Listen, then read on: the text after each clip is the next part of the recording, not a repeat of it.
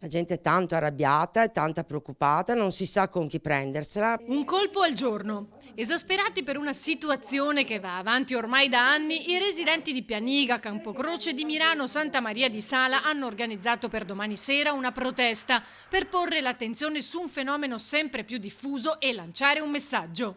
Ci incontriamo alle 19:30 a Pianiga, si parte da Pianiga e toccheremo le varie frazioni, i comuni di Santa Maria di Sala e Milano per finire poi in piazza Milano e facciamo un corteo sulla sicurezza. Perché come ogni anno a cadenza, nell'imbrunire della sera, cominciano i furti, sempre gli stessi orari, con sempre le stesse modalità.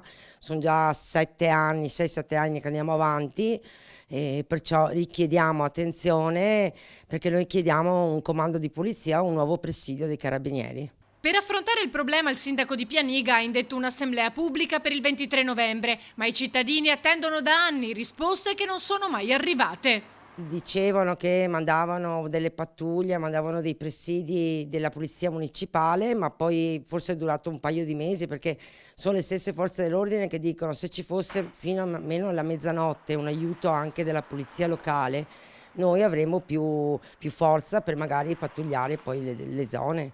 Il rischio è quello che a un certo punto si arrivi a un livello tale di esasperazione e paura, dice Zangrando, che porta a difendersi da soli. Le persone sono armate, tantissime sono armate in casa perché magari vanno a caccia o armi magari ereditate e è logico che l'impulso è mi ciappo e scioppo e sparo, però è là che io mi spavento di più perché so cosa succede dopo quando tu ti sei difeso in casa tua, ti ritrovi una decina di anni di processi, di udienze, soldi spesi per poi finire in galera.